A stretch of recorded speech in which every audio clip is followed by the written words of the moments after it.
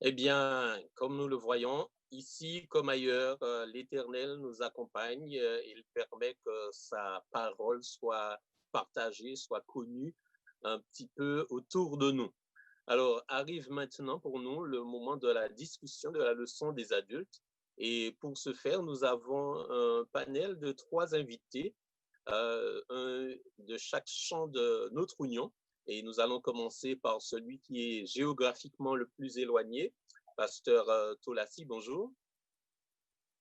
Il faut allumer ton micro. Bonjour, bonjour à tous. Oui, alors merci pour Pasteur Tolassi. l'invitation. Oui, Pasteur Tolassi est de la Fédération de la Guadeloupe. Il est actuellement directeur du ministère de la Famille, c'est bien cela? Tu peux compléter le portrait, s'il te plaît? Oui, eh bien, effectivement, je suis responsable du ministère de la Famille.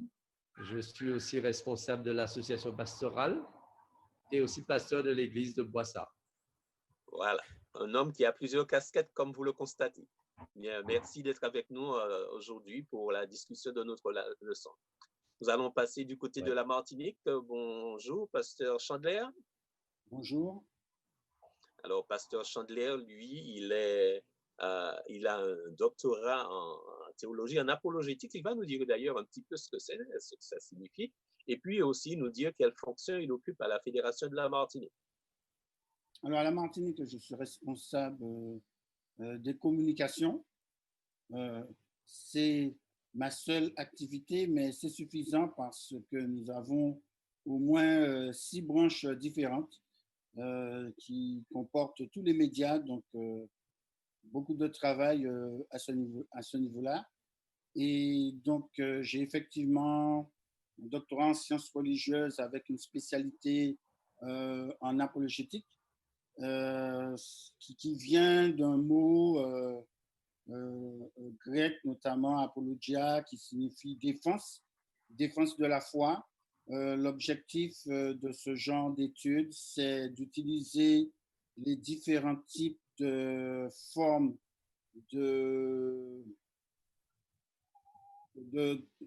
connaissances afin de porter l'évangile auprès de différentes catégories de personnes. Donc, pour cela, on va utiliser la théologie, bien sûr, mais aussi l'histoire, la philosophie, des aspects juridiques et d'autres choses qui vont pouvoir permettre de toucher des personnes qui ne sont pas forcément des chrétiens, des musulmans, des bouddhistes, des évolutionnistes, des athées et autres.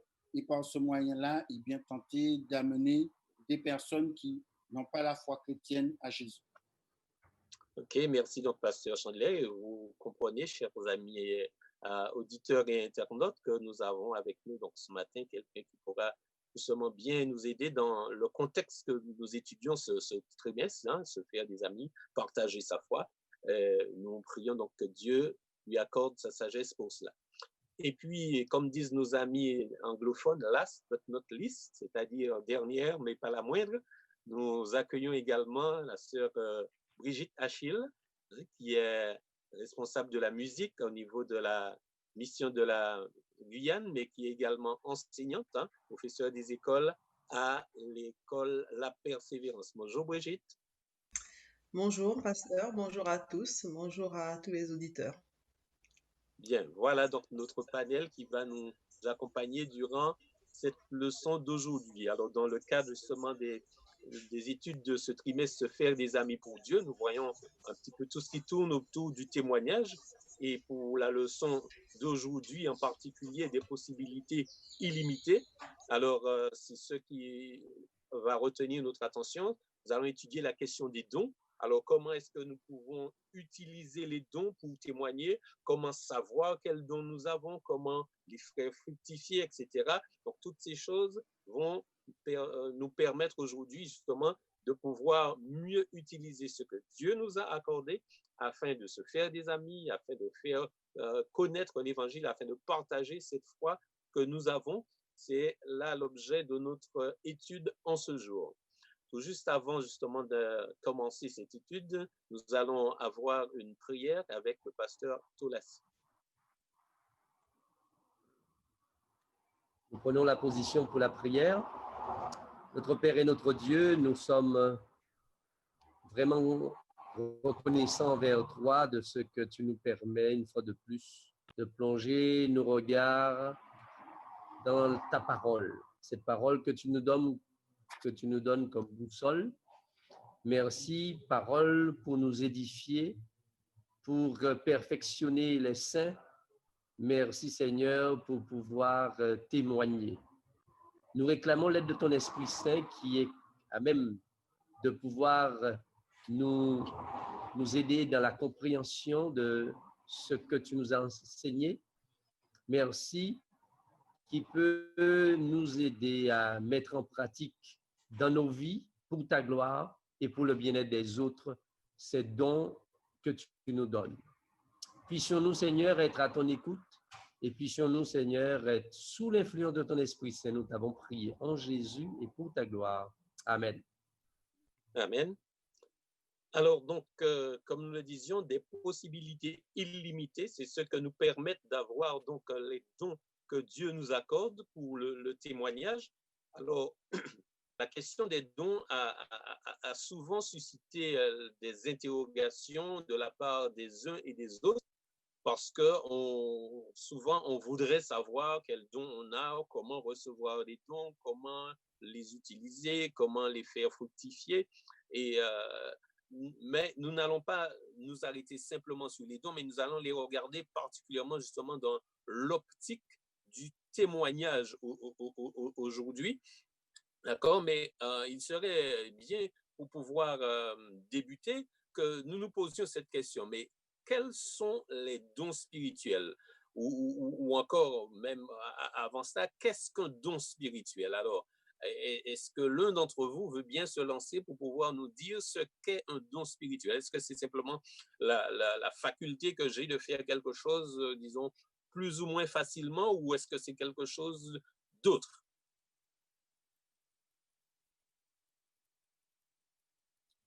Alors déjà, la première chose qu'il faut remarquer, c'est que dans la parole de Dieu, il y a plusieurs textes qui parlent des dons spirituels, mais particulièrement 1 Corinthiens 12 jusqu'à 14.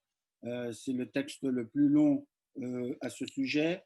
Et Paul va faire l'énumération d'un certain nombre de dons spirituels, mais il explique leur utilité. Et le terme grec qui est utilisé pour les dons, c'est charismata. Mais lorsqu'il en parle, au départ, le sujet dont il parle, ce n'est pas des dons spirituels. Vous ne l'avez peut-être pas remarqué dans le texte, mais quand il démarre, je vais lire ce qu'il dit littéralement. En ce qui concerne les spirituels, je ne veux pas, frères et sœurs, que vous soyez dans l'ignorance. Et il n'utilise pas le mot charismata ici, il utilise un autre mot grec, pneumatica, veut dire spirituel, les êtres spirituels. Il y avait une grande discussion à Corinthe parce que les gens pensaient que pour être spirituel, il fallait utiliser un don en particulier, c'est-à-dire le don des langues, pour être quelqu'un de spirituel. Et Paul, il va répondre à cette question et il va leur indiquer à ce moment-là qu'il y a toute une panoplie de dons spirituels, les charismata, et que par conséquent, ils sont là pour l'utilité commune, pour l'édification, pour pouvoir faire en sorte que les gens, eh bien, ils puissent venir à Jésus, ils puissent être fortifiés et que leur foi grandisse. Et dans ce contexte-là, eh bien, chacun a des dons spirituels qui sont différents. En ce qui concerne la définition des dons spirituels, il ne faut pas les confondre avec les talents naturels. Il y a parfois des similarités, mais ce n'est pas tout à fait la même chose. Un talent naturel, c'est quelque chose qui est quasiment génétique ou alors que j'ai pu acquérir et qui va me permettre notamment de gagner ma vie ou de réaliser un certain nombre de choses. Prenons par exemple le don de l'enseignement. Je peux l'avoir comme don d'un point de vue naturel, mais maintenant, le don spirituel de l'enseignement va être différent parce que celui-là, il m'est accordé par le Saint-Esprit. Et donc, lorsque nous sommes baptisés, nous recevons un don ou des dons spirituels qui parfois peuvent être des dons naturels qui ont été transformés par Dieu pour être exercés au niveau de l'Église, mais pas toujours. Par exemple, le don de prophétie, personne ne l'a comme don naturel. OK, merci Alors, pour tout cela. Oui, Pasteur Tolassi. je voudrais peut-être essayer d'apporter une définition qui pourrait aider un peu plus. Pour moi, un don spirituel, c'est une capacité. Elle peut être particulière, mais je précise surnaturelle. Surnaturelle que le Saint-Esprit donne selon la grâce de Dieu à chaque membre du corps de Christ et qui doit être utilisé pour l'édification de l'Église, mais aussi pour permettre aux croyants d'être des témoins efficaces dans le monde. Et dans cette définition, je souligne au moins 4 choses. La première, c'est une capacité particulière ou encore surnaturelle qui est donnée par le Saint-Esprit selon la grâce de Dieu et aussi à chaque croyant pour l'édification du corps de Christ. Bien, merci pour cette définition, mais simplement une précision. Quand Pasteur Tolassi, tu dis surnaturel, ça veut dire que elle est surnaturelle de par son origine, mais pas de par sa manifestation. C'est-à-dire qu'un don n'a pas besoin d'avoir une manifestation extraordinaire, surnaturelle, pour que ce soit un don. D'accord? Nous sommes bien d'accord. Exact, exact. Par exemple, on peut avoir un talent, mais quand le Saint-Esprit se saisit de ce talent, c'est-à-dire une capacité qui est peut-être innée, qu'on a, eh bien, quand le Saint-Esprit se saisit de cela, ça devient surnaturel dans le sens où une parole de sagesse, par exemple, le don de la sagesse, c'est pas quelque chose qui est comme le don des miracles ou le don de chasser les démons, qui est quelque chose de spectaculaire, mais une parole de sagesse qui devient la sagesse qui devient un don spirituel, eh bien, a la possibilité de faire des choses extraordinaires dans la vie de quelqu'un. Donc, c'est dans ce sens-là, on dit quelque chose de surnaturel parce que c'est le Saint-Esprit qui va prendre en main la direction lorsque nous utilisons les dons pour l'édification de l'Église. Oui, merci beaucoup. Alors, quelle est ta contribution? Donc, maintenant, Brigitte. Eh bien, moi, je vais donner une définition qui est peut-être plutôt personnelle par rapport aux dons. Pour moi, ce serait l'expression, justement, du fait que le Saint-Esprit m'a permis de rencontrer Jésus. Et comme cette rencontre produit a des effets, eh bien, cette rencontre aura pour effet j'allais dire de me donner des dons. C'est un peu, c'est une mauvaise manière de s'exprimer, mais de développer justement les dons qui me permettront de, comme nous l'avons déjà dit, participer à la construction, à l'édification de l'Église, à faire du bien, mais vraiment la manifestation du don sera, je vais dire peut-être la preuve que j'ai reçu le Saint-Esprit, puisque c'est lui qui est à l'origine du don, qui, par définition, est gratuit. Donc le don gratuit, ce que je ne méritais pas, ce qu'il m'a donné pour pouvoir apporter ma contribution à l'œuvre, à la mission, parce qu'en fait, le but, c'est bien de construire cette Église, c'est-à-dire d'amener des personnes au salut. Bien, merci beaucoup. Donc, pour toutes ces définitions, alors nous comprenons que le don spirituel, il est particulier déjà de par son origine, hein, puisque c'est quelque chose qui nous vient de Dieu et particulièrement du Saint-Esprit qui est le vecteur qui nous l'accorde. Donc, son origine est particulière. Maintenant, arrêtons-nous un peu plus sur son utilité. Pourquoi ces dons nous sont-ils donnés?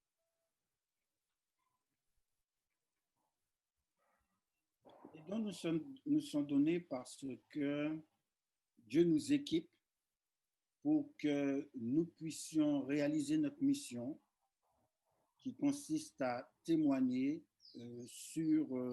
pour que tout le monde puisse parvenir à la connaissance de la vérité. Maintenant, il y a une multiplicité de moyens, de méthodes pour pouvoir atteindre les gens qui sont très différents.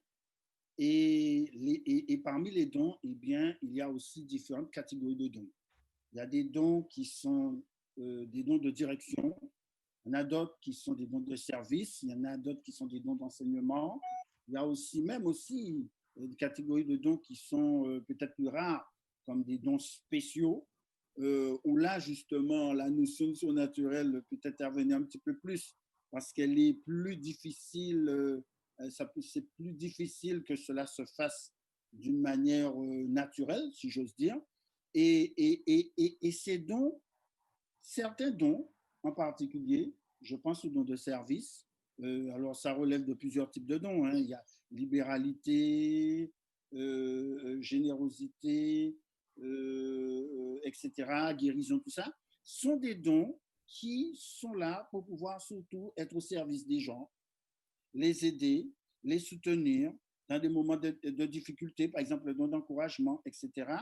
Et ces dons-là, eh bien, ne sont pas forcément des dons où explicitement on parle de Jésus, mais où on va montrer l'amour de Jésus en action, et ça peut faire que ça amène progressivement des personnes à s'intéresser à la parole de Dieu, à chercher à l'étudier, et puis on va avoir un relais qui va se faire avec d'autres personnes qui sont plus spécialistes de la parole, plus aguerris, plus incapables, une plus grande capacité d'expliquer la parole de Dieu, comme par exemple les gens qui ont le don de la connaissance ou le don de l'enseignement ou de la prédication ou des évangélistes, etc.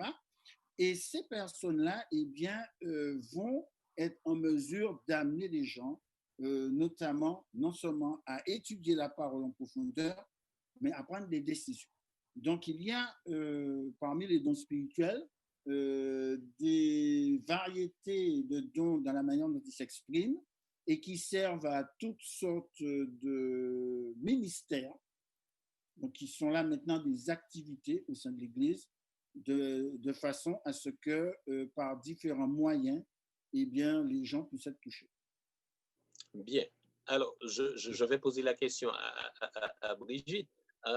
D'après ce que je comprends, d'après ce qui a été dit jusqu'à maintenant, donc les dons spirituels, ce sont des capacités que nous recevons donc de manière surnaturelle en provenance du Saint-Esprit et qui sont pour remplir une mission quelconque, d'accord, d'après ce qu'aura jugé bon Dieu d'accorder tel don à telle personne à telle époque et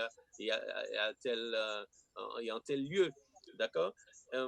Bien, cela veut-il donc dire que nous n'avons absolument aucun contrôle ni sur les dons que nous recevons, ni ce pourquoi ils sont destinés. Est-ce que c'est bien cela? Non, je ne pense pas. Alors, les dons, si on prend la comparaison qu'utilise Paul, c'est pour construire, puisqu'il s'agit d'édification. C'est pour construire. Si je prends le don en tant qu'outil, eh bien, si je me prépare à construire une maison et que je ne touche jamais à la pioche, à la truelle, etc., eh bien, la maison ne sera pas construite. Donc, il faut bien sûr, comme je le disais tout à l'heure, que préalablement à la réception du don, on ait reçu le Saint-Esprit qui est là pour nous permettre de recevoir Jésus et que nous ayons la connaissance dont nous parlions tout à l'heure, la connaissance de Dieu.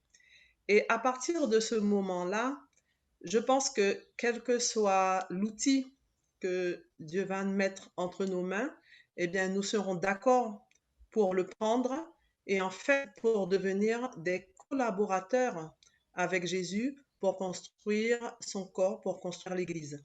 Donc, bien sûr, nous avons notre part à faire et nous savons que notre Dieu est un Dieu de liberté et qu'en aucun cas, il ne veut nous imposer.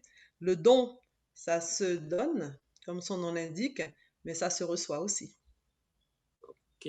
Donc, si je comprends bien, donc d'après ce que tu nous dis, donc pour pouvoir justement avoir cette manifestation, cette utilisation de dons, je dois d'abord justement accepter, je dois être en harmonie en quelque sorte avec Dieu pour pouvoir pleinement recevoir ce qu'il m'accorde dans ce contexte donné. C'est bien cela. Oui, c'est bien cela, d'autant plus qu'il faut pouvoir l'identifier, ce don. Et la manière de l'identifier, bon, je pense qu'on va en parler plus tard, mais en partie, il faut être réceptif à ce que l'Esprit nous dit. Si nous ne sommes pas réceptifs, nous pourrons, euh, comment dire cela, ne pas voir le don qui nous est fait. Il nous arrive de ne pas voir, de ne pas euh, entendre l'appel. Donc, le Saint-Esprit a vraiment ce rôle-là de nous appeler, de nous sensibiliser, et nous devons être à l'écoute. Et pour être à son écoute, eh bien, il faut l'avoir reçu, il faut reconnaître que l'Éternel est notre Seigneur. Bien, merci. Alors, pasteur Tolassi, dis-nous, tu as mentionné tout à l'heure justement que ces dons sont donnés à tout un chacun. Alors, si quelqu'un dit, par exemple, n'a pas le sentiment d'avoir reçu un don, c'est quoi le problème? Est-ce que cette personne a été oubliée de la liste de Dieu, on ne l'a pas livrée, ou bien est-ce que cette personne peut-être devrait rechercher à approfondir sa relation avec Dieu? En tout cas, est-ce un fait que chaque chrétien a reçu un don? Oui, alors, très important. Et je pense qu'il faut peut-être revenir un peu, faire un peu d'histoire. Lorsque nous prenons les 3 listes qui ont été données par Paul, nous voyons qu'il y a une liste qu'il donne à l'Église de Rome, dans Romains chapitre 12. Il donne une liste aux Corinthiens, chapitre 12 aussi, aux Corinthiens chapitre 12. Il donne aussi une liste aux Éphésiens, chapitre 4. Lorsque nous comparons ces listes-là, nous voyons qu'il y a des dons qui se retrouvent, mais chaque communauté a une liste différente. Alors, on pourrait se dire que quelque part, les dons sont donnés en fonction de la communauté, puisque c'est pour l'édification de cette communauté. Maintenant, au cours de l'histoire, qu'est-ce que nous constatons? C'est qu'il y a eu, je dirais, une séparation. D'un côté, nous avons juste rapidement le clergé d'un côté et les laïcs. C'est aujourd'hui, on parle de laïcs, mais l'histoire nous parle de laïcs, et ces laïcs et ce clergé, eh bien, le clergé va s'approprier un petit peu tout ce qui est comme responsabilité, fonction à l'Église. Et ce qui va se passer, c'est que membre, ou encore le laïc, eh bien, il n'a plus droit au chapitre, et lui va se considérer comme celui qui va recevoir, et il n'est pas en capacité de donner. Maintenant, nous avons vu ensuite, après, il y a eu un mouvement de réforme, réveil, et aujourd'hui, la tendance est encore, et nous l'entendons souvent de fois, eh bien, je n'ai pas reçu de don, je n'ai pas de don. Et même dans l'esprit, encore aujourd'hui, dans notre Église, nous croyons, il y a beaucoup qui croient que les dons sont réservés à certaines personnes. Tout le monde ne peut pas avoir des dons spirituels. Lorsque nous lisons dans 1 Pierre chapitre 4, verset 10, ce texte-là dit, comme de bons dispensateurs des diverses grâces de Dieu, que chacun de vous mette au service des autres le don qu'il a reçu.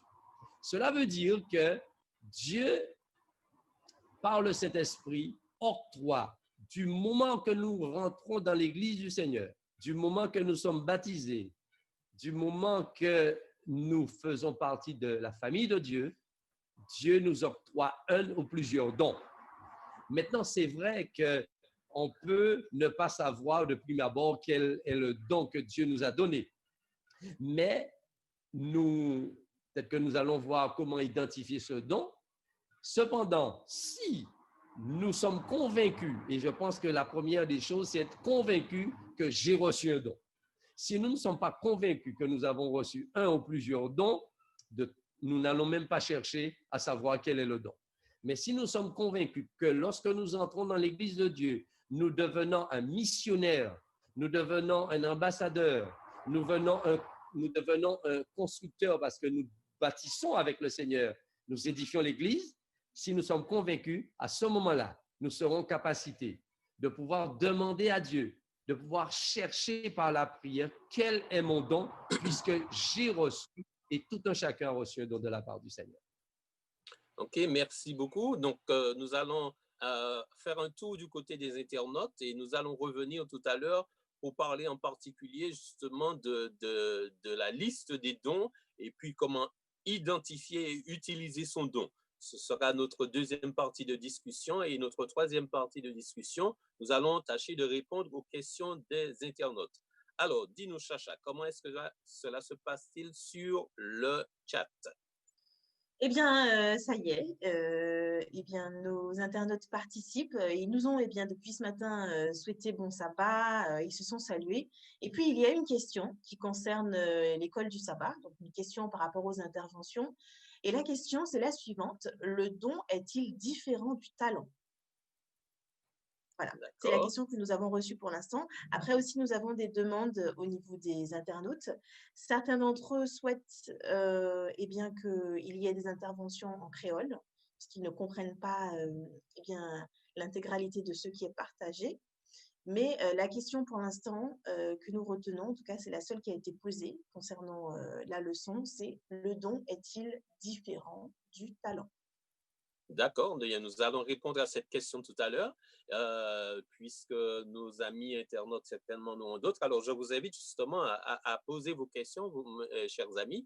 Elles vont nous être relayées par Chacha qui fait le lien entre vous et nous. Et puis, comme je l'ai annoncé tout à l'heure, dans la troisième partie, nous allons répondre aux questions que vous vous posez. Bien. Alors, pendant que tu es là avec nous, Chacha, dis-nous, quel sera le programme de moment de grâce qui s'étoffe ces jours-ci, ce sabbat, durant la semaine et apparemment sabbat prochain également, nous avons de grands événements qui arrivent. Exactement. Alors, le programme, c'est vrai qu'il y a de grands événements, mais il y a quand même des petits événements qui sont piliers, hein. Donc, le 12, le dimanche, pardon, il y aura la réponse du pasteur. Donc, on reprend les réponses du pasteur avec Pasteur Gély. Donc, vous pouvez envoyer vos questions d'ores et déjà au 06 94, alors uniquement les questions, hein, 06 94 233 352. Donc, ce sont les questions pour l'émission La réponse au pasteur. C'est quoi le concept? Eh bien, vous posez toutes les questions qui vous taraudent.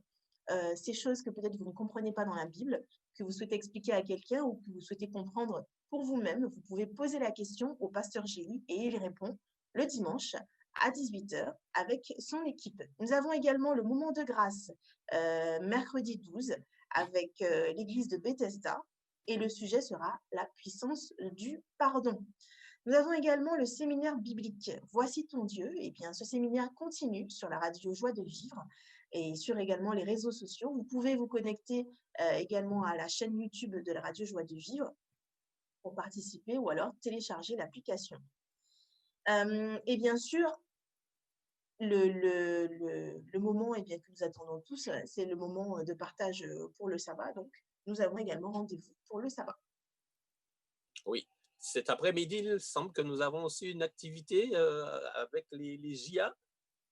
Alors, je n'ai pas cette information, mais si tu veux bien partager, pasteur. Oui, absolument. Avec les JA à partir de 16h30, donc il y a une rencontre avec les JA qui sera animée par pasteur Xavier Jean-Marie. Donc, ça circule, je pense, déjà sur les différents réseaux sociaux.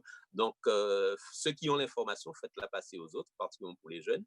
Et puis, donc, ils pourront avoir ce moment particulier parce qu'on n'a pas souvent eu des rencontres JA.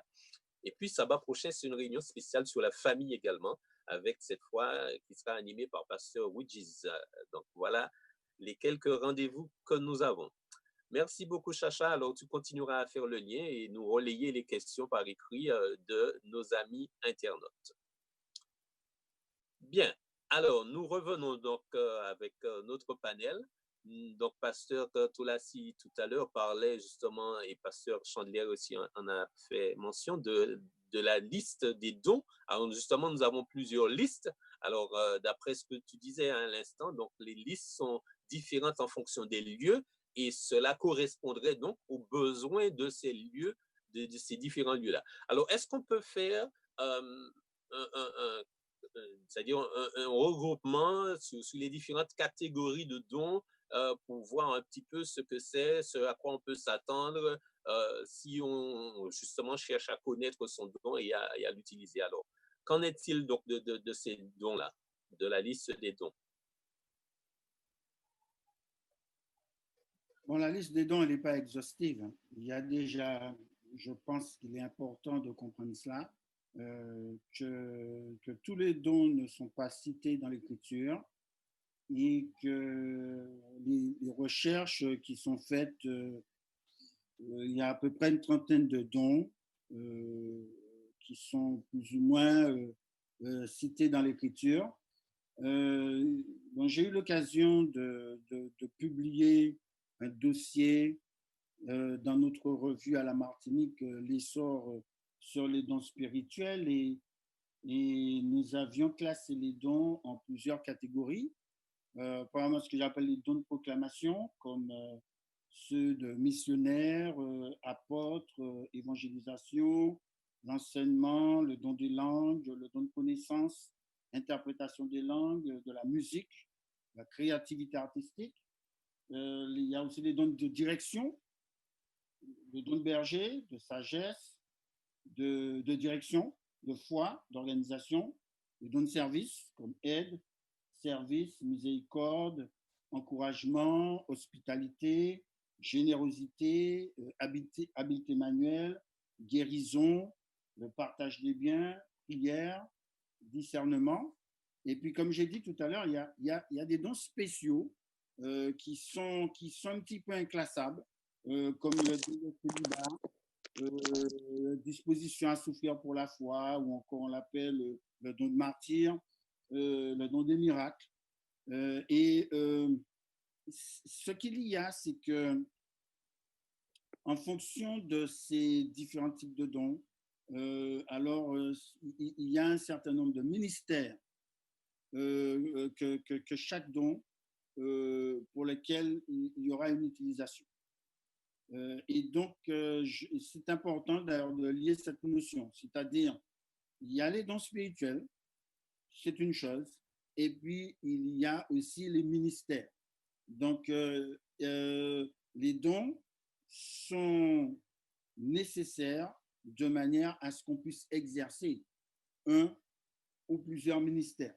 Tous les dons sont absolument essentiels et nécessaires. Et pour revenir un tout petit peu en arrière par rapport à ce qui a été dit, c'est le Saint-Esprit qui librement décide de m'accorder un ou plusieurs dons spirituels. Il faut naturellement que je les reçoive, que je les accepte, mais je n'ai pas, je dirais, c'est pas moi qui décide quel don que je vais recevoir. Je ne peux pas passer commande. Pardon? Non, je ne peux pas passer commande. Il y a des dons que j'aurais aimé avoir. J'aurais peut-être aimé avoir le talent de la musique et savoir bien chanter, mais ce n'est pas moi qui décide. Le Saint-Esprit m'accorde généreusement les dons comme il le décide en fait. Et c'est très intéressant parce que ça m'amène à l'humilité. Et parce que je ne peux pas me vanter, ah ça c'est mon don, je suis capable. Non, ça me ramène à une forme de service, à une forme d'humilité, parce que ce n'est pas moi qui ai décidé. Et le meilleur exemple, c'est le don de prophétie, parce qu'on voit très souvent une réticence de la part de ceux que Dieu appelle à être prophète. La plupart du temps, leur réaction, c'est de dire mais Seigneur, je ne suis pas capable, mais je ne peux pas. Ce que tu me demandes là, c'est difficile. Et ils sont amenés à comprendre, eh bien, ma grâce te suffit. Quand Dieu me donne un don, eh bien, il va aussi me former, il va aussi m'équiper, il va m'assister, il va me soutenir. Et de cette manière, je vais pouvoir exercer mon don.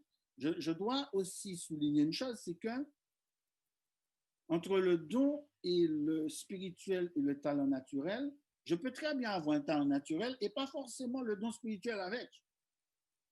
C'est pas parce que j'ai un talent naturel qui va forcément se transformer en un don spirituel équivalent. Il y a quelque chose d'un peu différent, ou même parfois de radicalement différent dans le don spirituel, même si il peut aussi exister comme don naturel. Prenons le don de l'enseignement. Il y a des gens qui sont très doués pour pouvoir enseigner différentes choses. Et puis,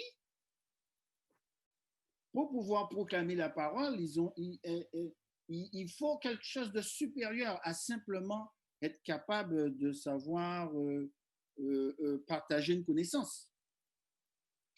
Il faut un discernement spirituel, il faut une compréhension de la parole de Dieu qui est haute. Et donc, c'est vraiment essentiellement une action divine. OK. Alors, donc, oui, vas-y, pasteur. Oui, permets-moi d'ajouter, oui, je vais juste ajouter quelque chose.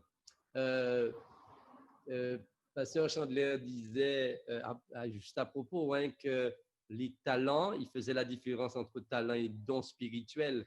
En effet, je crois que nous devons démystifier quelque chose dans nos églises, dans nos communautés, dans le corps de Christ. Bien souvent, nous n'arrivons pas à faire la différence entre un talent et un don spirituel. Et souvent de fois, lors de nos nominations, nous sommes plus, je dirais, entraînés ou encore plus focalisés sur les talents des uns et des autres que le don spirituel.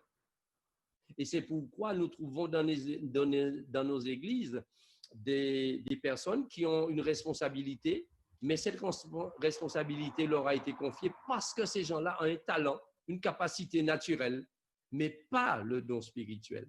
Alors pourquoi je le dis? C'est parce que lorsque nous sommes guidés et nous avons le don spirituel, il y a l'humilité, mais il y a quelque chose qui dépasse toute chose, c'est l'amour. Et rappelez-vous d'un Corinthiens qui suit 1 Corinthiens chapitre 12, l'apôtre Paul termine son discours de 1 Corinthiens après avoir énuméré tous les dons d'un Corinthiens chapitre 12. Il dit, voilà, je vais vous montrer quelque chose de plus excellent, un don. Et il commence, si j'ai tous les dons, et il énumère des dons qui étaient en vogue dans le temps, des dons, je dirais, extravertis, où les gens faisaient étalage de ces dons-là. Il dit, vous pouvez avoir tous ces dons-là, mais si vous n'avez pas l'amour, eh bien, ça ne sert de rien. Et je crois que dans nos églises, l'une des choses que nous devons vraiment faire attention, c'est que celui qui a un don spirituel, il est rempli de l'amour de Dieu. Il devient quelqu'un d'humble, quelqu'un de bienveillant, quelqu'un il a de la compassion. On ne peut pas exercer un don spirituel si on n'a pas ces qualités-là, si on n'a pas le fruit de l'esprit en soi. Et c'est pourquoi, justement, nous avons tant de difficultés, puisque les dons sont complémentaires. Au contraire, quand chacun exerce son don spirituel, il y a vraiment, je dirais, une cohésion, une harmonie, une unité qui se crée, mais il n'y a pas de confrontation, il n'y a pas je dirais, de lutte pour telle ou telle chose, mais il y a vraiment une complémentarité, une unité qui se dégage dans la communauté. Ok, merci. Brigitte, tu voulais ajouter? Oui, je voulais ajouter que je n'ai pas le don de la langue créole, mais je peux essayer de dire un ou deux mots en créole quand même. Et mon créole pas Jeff, donc pardonnez-moi, mais bon, ok, essayer quand même. Ces talents, il peut servir de base. Le talent peut servir de base parce qu'au départ, on ne sait pas qu'on a un don spirituel. Ça, talent, nous qu'à utiliser pour bon Dieu, Et puis, nous rendre de nous compte que, eh bien, mon pâté savait monter gain ça don, mais mon gain ça don parce que mon cas mettait au service de l'église, au service du bon Dieu.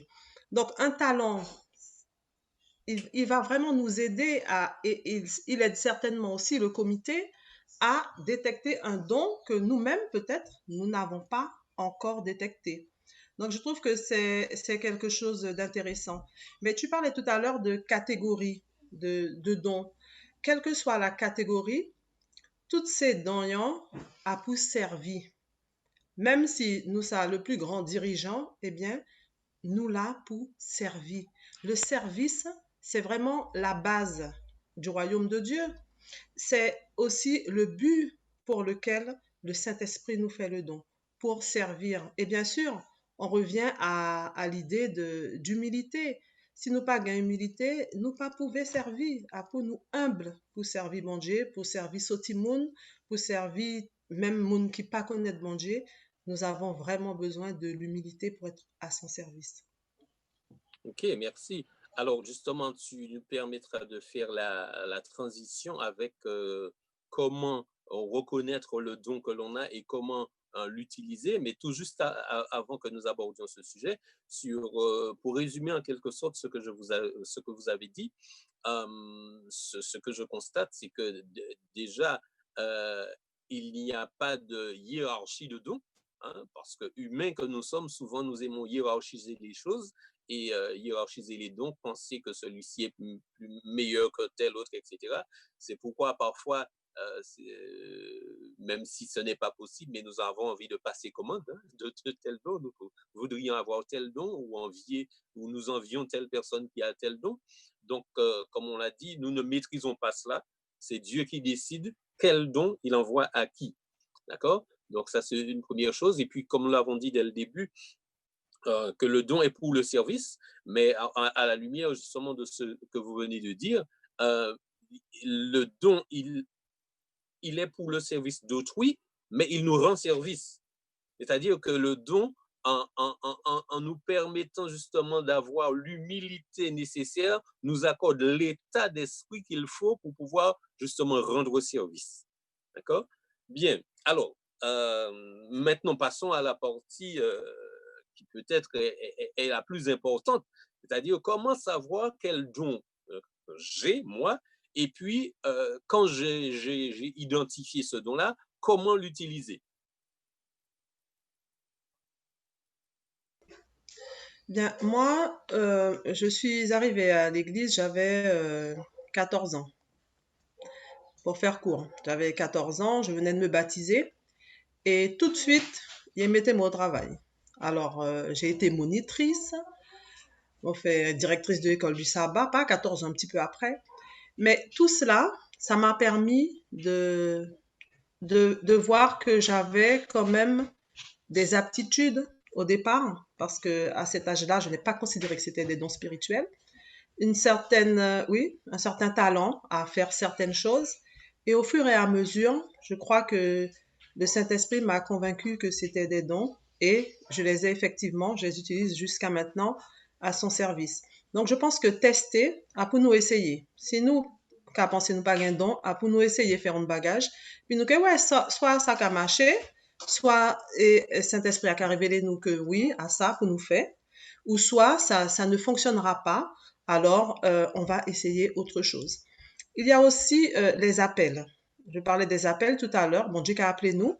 Et si nous sommes attentifs, eh bien, nous entendons, nous répondons et nous avons la confirmation. Le Saint-Esprit ensuite nous confirme aussi par la voix du comité de nomination, mais pas seulement. Parce que nous avons dit que les outils s'adaptent. C'est-à-dire qu'à cette époque, on a besoin de tels dons, Dieu a besoin de tels dons pour construire son église. À une autre époque et à un autre lieu, c'en est un autre.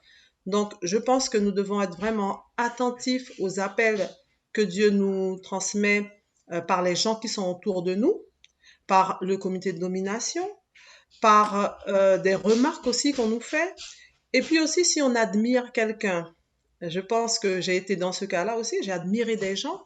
Et cette admiration-là peut être un indice que je pourrais peut-être avoir ce don. Donc, pour nous écouter, pour nous attentifs, pour nous prier beaucoup, pour savoir qui don mon Dieu réservé pour nous. Merci, Brigitte. Alors, pasteur Chandler ou pasteur Tolassi, vous avez ajouté quelque chose? Il y a plusieurs choses pour vraiment identifier le don. Nos dons, il faut avouer que ce n'est pas simple parce que la première difficulté que nous rencontrons, c'est déjà de savoir à quoi chaque don correspond.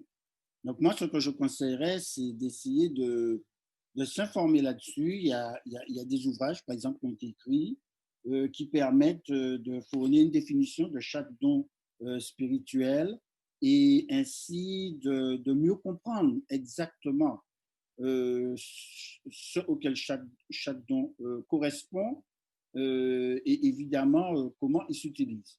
Et puis, il y a d'autres choses auxquelles parfois on ne prête pas toujours attention, mais qu'il faut noter en soi. Lorsqu'on a un don spirituel, c'est quelque chose que vous allez aimer faire. Et c'est logique parce que si vous savez faire la chose, vous allez aimer la faire. Et si vous vous rendez compte que parmi certaines choses, spontanément, que vous le faites facilement, sans difficulté, que vous aimez le faire, c'est une indication. Il y a des gens qui aiment rendre service et ils ne savent pas pourquoi. Mais chaque fois qu'il y a une possibilité, ils rendent service. Et j'ai dû rencontrer des gens qui me disent, tu sais, moi, je ne suis pas à l'aise d'être au devant de la scène. Je ne suis pas celui qui va vouloir diriger. Mais par contre, j'aime bien aider. J'aime bien rendre service. Ça, c'est une indication. Vous aimez faire la chose. Et vous êtes aussi, c'est très important, capable de le faire. Il n'y a pas de personne qui a un don spirituel et puis il ne sait pas le faire. Il ne va peut-être pas encore savoir le faire parfaitement parce qu'il n'a peut-être pas toute la connaissance à ce sujet-là. Donc là, à ce moment-là, une fois que vous avez identifié, tiens, j'aime bien faire cela, j'ai une certaine habileté à le faire, eh bien, de pouvoir vous former, vous perfectionner, mais tout de même, il y a cette capacité. Et puis, le plus important, c'est que les autres sont édifiés. Mais parfois, les personnes les mieux habilitées à vous indiquer, tiens, mais tu as tel don, eh bien, ce sont tout simplement les frères et sœurs dans la foi. Je pense à l'expérience d'un frère qui disait qu'il a cherché à étudier, à savoir quel était ce don spirituel et qu'il était persuadé qu'il avait un certain don, mais qu'il entendait de manière récurrente des frères et sœurs lui dire, mais tu as le don de prière. Et il se disait, non, mais je n'ai pas ce don-là. Mais en fait, quand il a analysé les choses, il s'est rendu compte, mais effectivement, c'est vrai. Et j'ai fait personnellement l'expérience avec lui qu'il avait ce don-là, parce qu'à cause de l'impact qui était créé. Ce qui, ultimement, permet d'identifier le don, eh bien, c'est que les autres sont édifiés par l'utilisation du don que je fais. Donc, c'est pour ça d'ailleurs que je pense que lorsque l'on doit lorsqu'on doit tenter d'identifier son don, qu'on ne peut pas le faire tout seul, mais qu'il faut y avoir aussi, je dirais, la communauté qui participe pour pouvoir dire, on reconnaît tel ou tel don chez telle ou telle personne. Par exemple, on voit que Paul et Barnabas, c'est bien, la communauté reconnaît qu'ils ont un esprit missionnaire et la communauté va prier pour eux, va même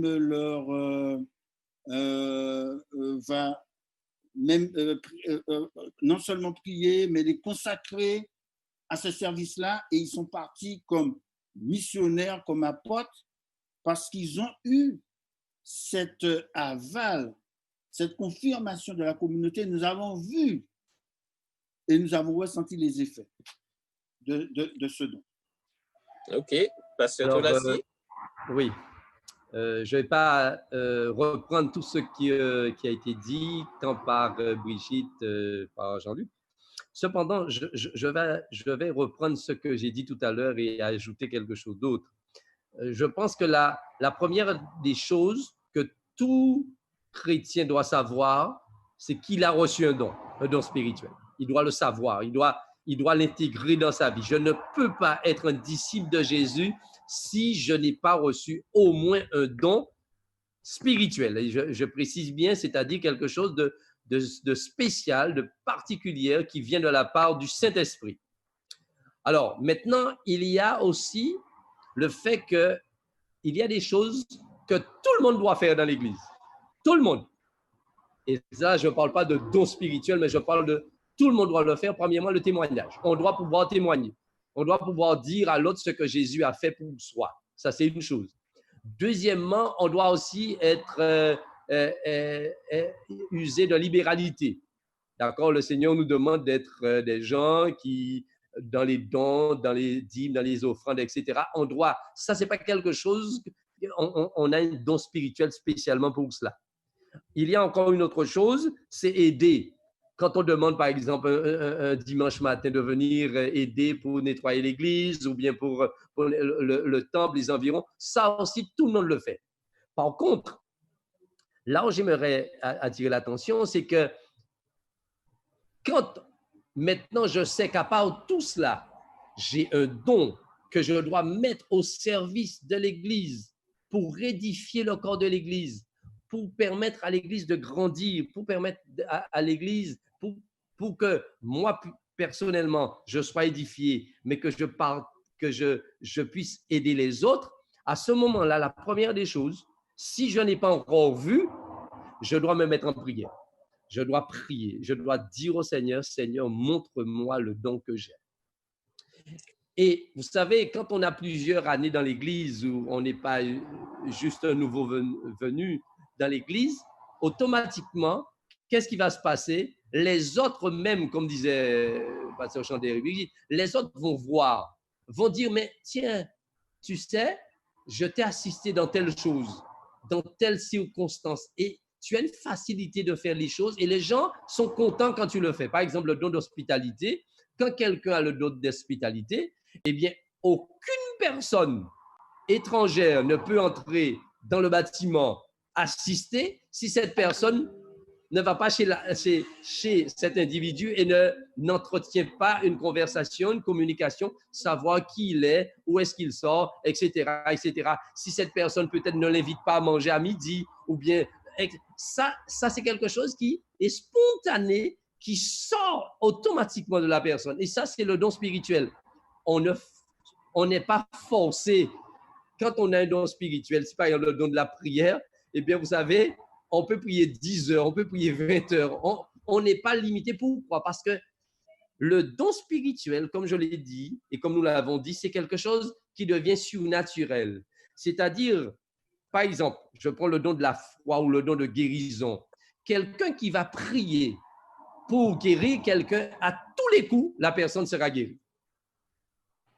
Quelqu'un qui a le don de guérison ne peut pas prier pour qu'une personne, pour que la personne ne soit pas guérie. Alors, pourquoi je le dis? C'est parce que quand on a le don spirituel, l'Esprit nous dit et l'Esprit nous éclaire ce qu'il faut faire au moment où il faut. Donc, automatiquement, si je suis dirigé par l'Esprit de Dieu, le Saint-Esprit me dira, écoute, il y a besoin de telle chose-là. Et il va m'envoyer, comme Philippe. Philippe, le Saint-Esprit, l'a conduit vers l'eunuque. Il est évangéliste, il a le don d'évangéliste. Et bien, automatiquement, Dieu va se servir de ce don-là pour un moment précis, pour pouvoir exercer un ministère précis. Et c'est pourquoi, quelque part, moi, je dis aujourd'hui, l'Église aura tout à profiter de pouvoir utiliser les dons et les talents que Dieu a donnés à chacun pour l'édification de l'Église et aussi pour le partage avec les autres dans la mission. Oui, alors, donc, merci pour toutes ces interventions. Alors, pour pouvoir en quelque sorte résumer cette partie, puisque nous allons tout à l'heure passer aux réponses aux questions des internautes, on pourrait dire donc pour pouvoir savoir quel don on a, il faut mettre la main à la pâte. Il ne faut pas rester là à attendre que une révélation particulière nous indique ça, mais il faut mettre la main à la pâte. Et il y a trois choses qu'on pourrait mettre en quelque sorte en juxtaposition pour pouvoir permettre de bien identifier ce don et l'utiliser. Donc, le don, nous l'avons déjà dit, donc c'est cette capacité particulière que le Saint-Esprit nous accorde. Et puis, on a parlé aussi de ministère ou de service, c'est-à-dire que des domaines d'activité que l'on peut avoir, par exemple la musique, l'enseignement, le diaconat, ça, ce sont les ministères. Et puis, il y a les activités que l'on fait ici et là, d'accord? Donner des études bibliques, prier, etc. Donc, pour pouvoir mettre en harmonie un petit peu toutes ces choses, on pourrait dire que si nous connaissons notre don, nous savons donc sur quel ministère ou sur quelle activité nous pouvons travailler. D'accord? Donc, à partir du don que l'on a, quand on a en étant à l'écoute des autres, puisque vous l'avez dit, les autres nous révèlent un petit peu le don que l'on a. Donc, si on sait quel est le don, donc on saura dans quel ministère on peut fonctionner et quelle activité on peut faire. Et si, par exemple, on fait quelque chose déjà parce qu'on s'est lancé, on n'est pas resté là oisif, donc on collabore déjà dans un ministère quelconque, alors à ce moment-là, ça nous permettra de découvrir nos dons et par conséquent aussi la meilleure activité à réaliser. Et en prenant par l'autre bout, si nous faisons bien une activité quelconque, puisque encore une fois, nous ne sommes pas oisifs, c'est surtout ce qu'il faut reconnaître et retenir, qu'il faut être en action. Donc, si nous faisons bien une activité, soit que nous constatons que nous la faisons bien ou que les autres nous constatent que nous faisons bien les choses, alors cela pourra nous indiquer dans quel ministère nous pouvons servir et aussi nous orienter sur quel don nous avons. D'accord? Donc, en tous les cas, pour pouvoir reconnaître quel don on a et pour pouvoir l'utiliser, il faut déjà se mettre en action. Nous n'avons pas à vouloir de tels dons, cela nous est donné gratuitement par le Saint-Esprit en fonction justement des besoins qui se trouvent là où nous nous trouvons. C'est ce qui est important. Bien, nous allons avoir une courte pause musicale et après la pause musicale, nous allons répondre aux questions des internautes. Alors, je lis les questions reçues. Alors, certaines d'entre elles, on a déjà un petit peu évoqué les réponses. On a déjà donné des éléments de réponse. Par exemple, le don est-il différent du talent? On a posé cette question déjà. Ensuite, quelle conduite adopter avec une personne qui occupe une fonction et qui n'a pas de don pour cette fonction?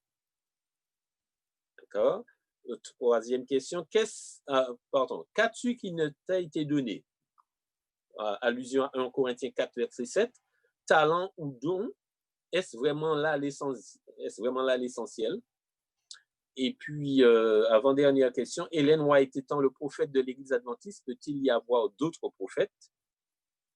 Et bon, cela, on l'a déjà dit, mais bon, je la pose quand même puisque l'Internet l'a donné, mais on va résumer simplement sur cette question. Comment savoir quel don spirituel nous avons? Donc, voilà les questions auxquelles nous allons répondre tout à l'heure après cette pause musicale.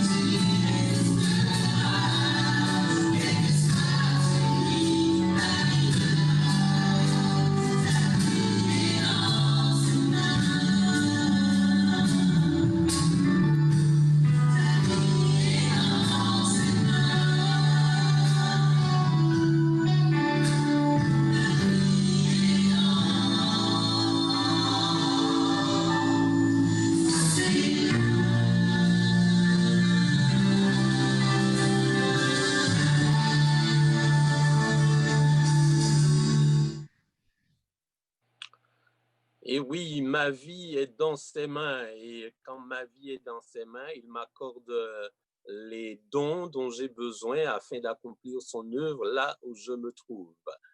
Bien, donc nous allons maintenant passer aux questions des internautes. Alors, je vais regrouper deux questions qui ont déjà été traitées, simplement pour pouvoir brièvement résumer ce qui a été dit. Alors, le don est-il différent du talent et comment savoir quel don spirituel nous avons? Est-ce que, Pasteur Chandler, tu veux brièvement nous faire un point sur ces deux questions?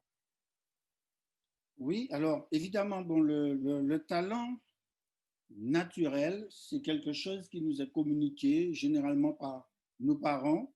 Nous pouvons aussi parfois les acquérir par l'éducation, mais ce sont des dons que nous pouvons exercer pour notre profession ou dans la vie de tous les jours.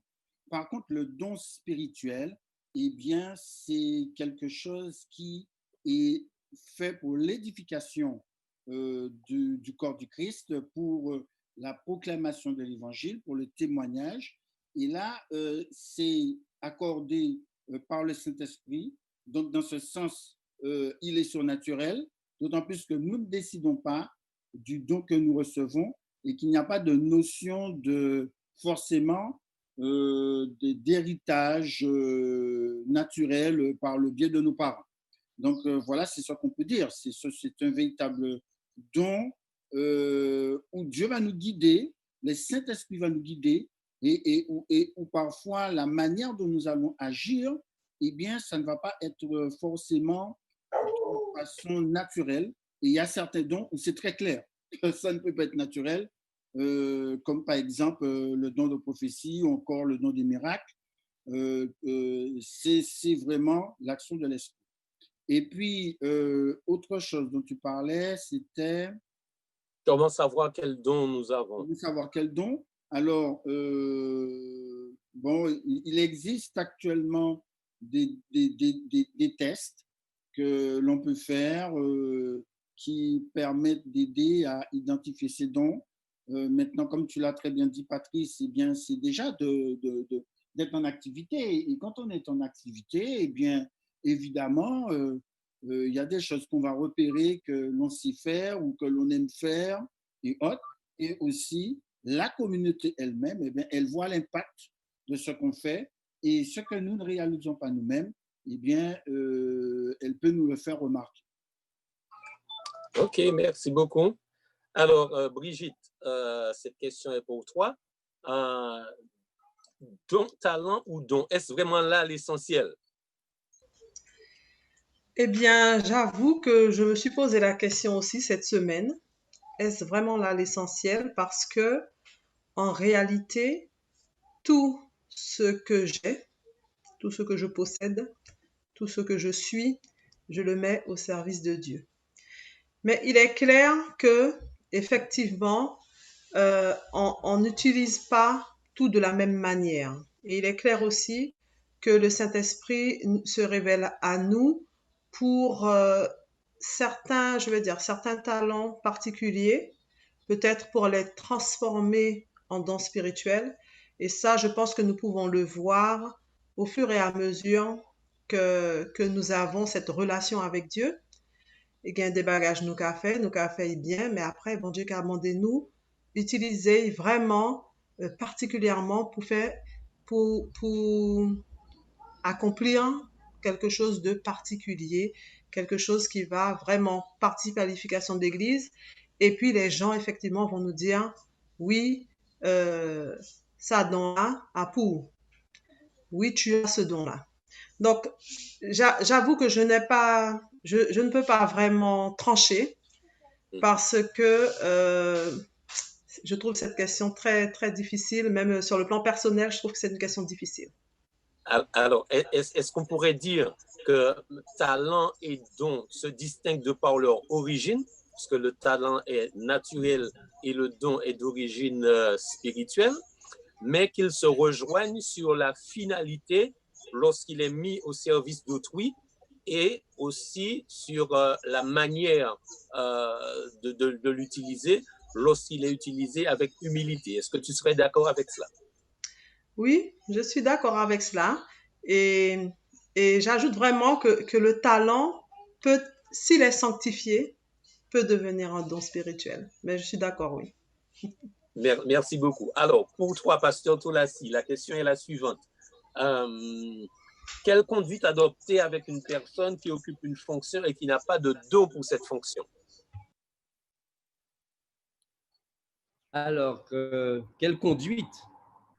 Je pense déjà qu'il y a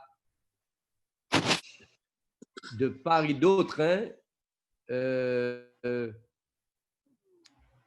une responsabilité qu'on devrait assumer.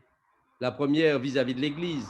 L'Église a une responsabilité puisque c'est l'Église qui met en fonction ou encore qui donne un poste de responsabilité à quelqu'un. Donc, si l'Église maintenant a mis cette personne en fonction, c'est parce que l'Église avait vu en cette personne des capacités. Mais comme je disais tout à l'heure, on peut avoir des talents et ne pas avoir le don spirituel pour conduire les choses. Et comme on l'a dit tout à l'heure, le don d'enseignement, on peut être très bien un professeur et pouvoir enseigner, je dirais, dispenser un savoir intellectuel. Mais quand il s'agit de pouvoir se tenir devant une classe de l'école du sabbat, ce n'est pas la même chose. Si on n'est pas inspiré par Dieu, on peut ne pas édifier aucune personne. Et pourtant, on est un enseignant, puisqu'on a les capacités, on a les talents. Mais le don spirituel, c'est quelque chose qui vient de Dieu. Et quand on ouvre la bouche ou bien qu'on exerce le don spirituel, cela édifie. Maintenant, pour revenir, quelle conduite à avoir, je pense qu'avec la personne aussi, la personne devrait aussi savoir que, on me propose une responsabilité à l'Église, est-ce que je suis en capacité? Bien souvent, pour nous, c'est du prestige. C'est pour nous, des fois, on nous propose et même on a à l'Église des postes de responsabilité qu'on ne voudrait jamais avoir, par exemple diacre, entre guillemets, de diaconat, parce que c'est un poste vraiment subalterne, ou bien, je ne sais pas, sur quoi adventiste. Des fois, les gens se disent, moi, sur quoi adventiste? Non, je préfère être directeur de l'école du sabbat, ou bien je préfère être ancien, etc. Donc, moi, je crois que déjà, il faudrait aider cette personne. Alors maintenant, est-ce que c'est elle qui arrive à un point et dit, je ne suis pas qualifié pour la fonction parce que j'ai regardé, j'ai vu, j'ai essayé etc. Et maintenant, j'arrive à un point où je crois que je ne suis plus capable. À ce moment-là, je pose ma démission. Ou bien est-ce que c'est l'Église qui voit que, ah ouais, mais cette personne-là, eh bien, ça n'avance pas dans son département parce que il y a plein elle n'arrive pas à faire à accomplir sa responsabilité. Il faut voir. Mais ce que j'aimerais dire, c'est que nous avons un problème. Nous avons un problème dans notre Église. Parce que je crois qu'il nous faudrait, ça c'est moi, c'est moi qui pense comme cela, nous devons changer quelque chose. Aujourd'hui, moi je crois, en tant que pasteur, que tous les responsables de département de l'Église doivent être des leaders, doivent avoir la capacité de direction. Je dis la capacité de direction. Parce que si on n'est pas un leader, on ne peut pas mener une équipe. Et bien souvent, nous trouvons des gens qu'on place comme responsables, mais ces personnes-là, si ces personnes étaient dans l'équipe, elles auraient mieux fait que si on les avait mis responsables. Alors moi, je pense qu'aujourd'hui, puisque nous travaillons, Paul, pourquoi ne pas avoir vraiment des leaders, des gens qui ont le don de direction pour assumer le poste, par exemple, de directeur de Paul, par exemple, de responsable de Paul ou dans Siena? Ces personnes-là sont des leaders, ont leur don de direction. Et maintenant, nous pourrions, au niveau des ministères maintenant, placer des gens comme des assistants. Et comme cela, il y aurait eu un qui a la responsabilité de direction, qui a le don de direction, et les autres pourraient contribuer avec leurs dons spécifiques pour faire avancer les choses. Comme ça, on n'aurait pas, et ça c'est une question qui est posée, mais souvent de fois on voit ça dans l'Église et on attend que la nouvelle nomination pour ne pas reconduire une personne. Parce que bien souvent, l'Église n'a pas le courage non plus de dire à cette personne, écoute, tu sais, ben, le comité non plus, parce que la personne est une personne influente dans l'Église. On a peur de lui dire, écoute, mon frère, je vois que tu n'as pas la... ou encore, tu as beaucoup de difficultés pour faire avancer ton ministère. Eh bien, nous allons soit te donner un adjoint ou bien nous allons pouvoir... Qu'est-ce que tu penses si on te placerait ailleurs? Qu'est-ce que tu penses que tu pourrais faire, que tu serais épanoui dedans, etc. Mais on a peur de faire cela. On attend la nouvelle nomination pour pouvoir éjecter cette personne-là. Et ensuite, après, ben, on n'a rien dit à cette personne-là. Eh bien, vous voyez, c'est une personne frustrée qu'on a dans l'Église. Mais je crois qu'aujourd'hui, il nous faut arriver à changer les choses et à placer les gens en fonction de leurs dons spirituels pour la bonne marche des choses. En tout cas, tu nous as fait part de ton don d'analyse et de réflexion et que Dieu te bénisse à continuer dans ce sens pour donner des pistes de solutions à ceux qui en ont besoin lorsqu'ils se retrouvent dans ces cas-là. Alors, Pasteur Chandler, pour toi, la dernière question, et puis tu vas enchaîner avec la conclusion ensuite. Ellen White étant le prophète de l'Église adventiste, peut-il y avoir d'autres prophètes? Alors, en toute honnêteté, je ne sais pas. Maintenant, je peux constater une chose, c'est qu'au travers de l'histoire biblique, il n'y a pas eu tant de prophètes que cela. Il y a eu souvent un prophète par génération ou sur une période assez longue. Je crois que le don de prophétie, ce n'est pas un don rare, mais c'est un don exceptionnel pour lequel Dieu fait attention, non seulement dans le choix de la personne qu'il désigne comme prophète, mais aussi il y a une si grande responsabilité que ce n'est pas tellement un poste, effectivement, qu'on voit confié à un grand nombre de personnes. Bien. Et Ellen White a eu un ministère très long, 66 ans de ministère prophétique. Certains affirment leur écrit quelque chose comme 100 000 pages de documents, ce qui est absolument énorme. Apporter des conseils sur absolument tout. Et je crois bien comprendre son rôle, que c'est la prophétesse du temps de la fin, la prophétesse qui a aidé l'Église adventiste notamment à ses débuts, et conseillé, orienté dans quelle démarche aller. On lui a posé la question à la fin de sa vie, est-ce qu'il y aura un prophète après elle?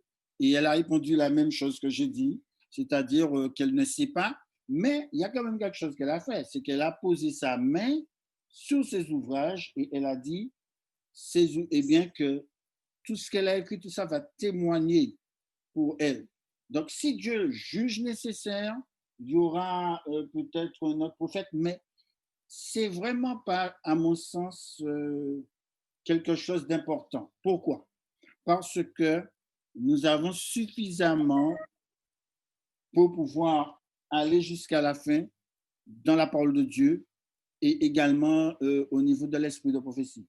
Bon. Donc, ça, c'est une question qu'il faut laisser ouverte, mais ce que je crois qu'il ne faut surtout pas se focaliser là-dessus, parce que c'est Dieu qui sait et qui connaît, et ce n'est pas essentiel pour notre démarche spirituelle. Maintenant, je voudrais dire en conclusion, terminer ainsi. La doctrine des dons spirituels, c'est une doctrine éminemment importante parce que ce que Dieu nous demande, c'est de témoigner et que Dieu ne nous demande pas de faire quelque chose sans nous équiper pour cela. Et pour cela, à notre baptême, eh bien, nous recevons des dons spirituels et chaque don est important. C'est pour ça que nous devons aborder cela avec beaucoup d'humilité parce que nous ne décidons pas des dons que nous recevons. Et même s'il peut paraître que parfois il y a certains ministères qui sont plus prestigieux par rapport à d'autres, mais ce qui compte, c'est l'efficacité de notre témoignage et pas simplement d'occuper une position particulière ou haute dans l'Église. Et c'est pour ça que l'apôtre Paul, dans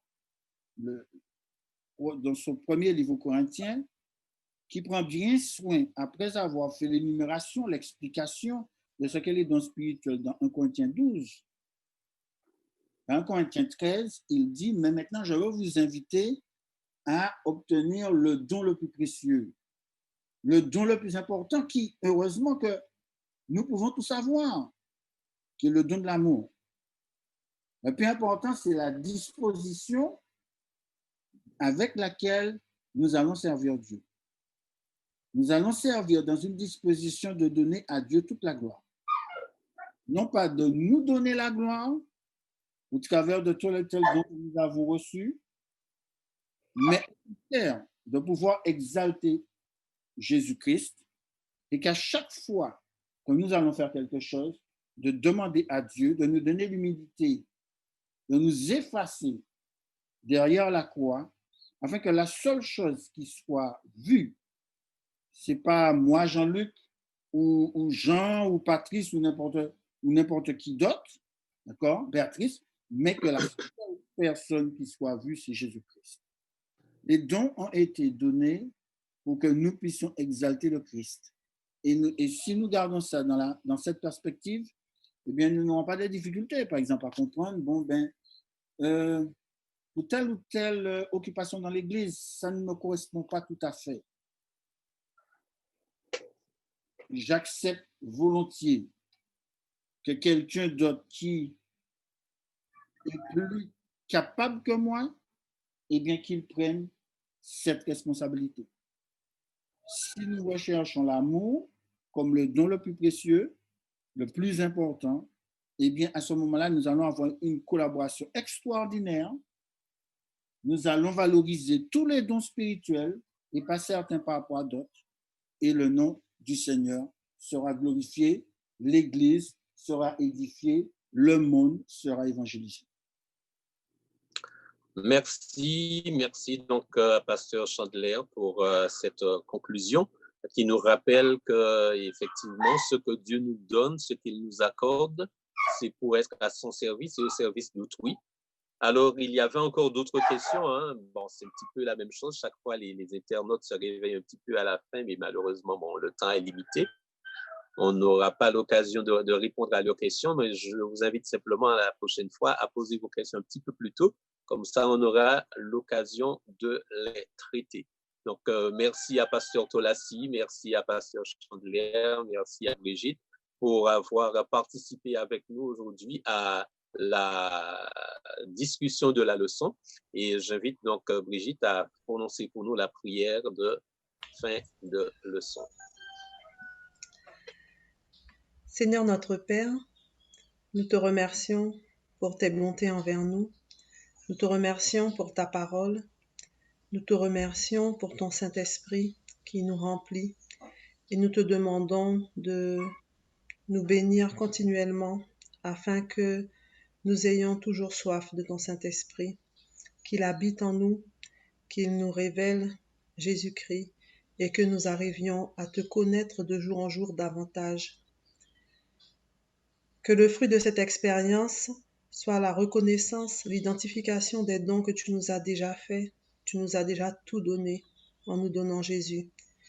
Permets que nous puissions être sensibles à la voix de ton esprit afin de pouvoir mettre à ton service, au service de ton Église, au service de la société dans laquelle nous évoluons, tous ces dons que tu nous fais et que nous puissions faire du bien à ce monde dans lequel nous sommes.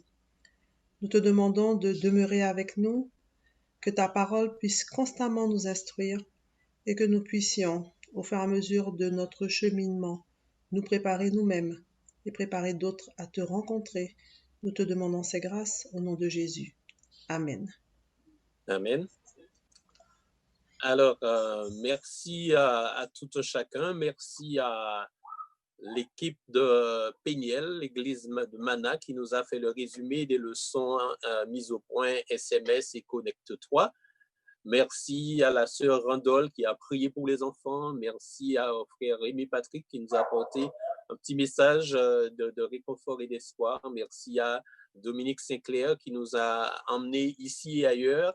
Merci à l'équipe de Yann Advent pour sa contribution et la mise en diffusion, mise en ligne de ce programme. Merci à RGV avec son opérateur Robert Barfo. Merci à Chacha qui a fait le lien entre les internautes et nous. Nous vous souhaitons donc une bonne fin de sabbat. Nous allons nous retrouver sabbat prochain avec, bien sûr, un autre moment de grâce du sabbat matin. Cet après-midi, je rappelle, à 16h30, vous pourrez suivre la réunion Zoom avec les JA animés par pasteur Xavier Jean-Marie. Et puis, bien sûr, nos autres rendez-vous de la semaine, dimanche soir, réponse du pasteur, mercredi soir, rencontre avec une église, et ainsi de suite. Tout de suite, nous allons continuer avec encore un moment de louange, puis l'histoire des enfants, c'est l'histoire de David et de Goliath qui nous sera racontée aujourd'hui, et finalement le message du jour avec le frère Jude Osier Lafontaine. Bonne fin de sabbat, que Dieu vous garde et à bientôt.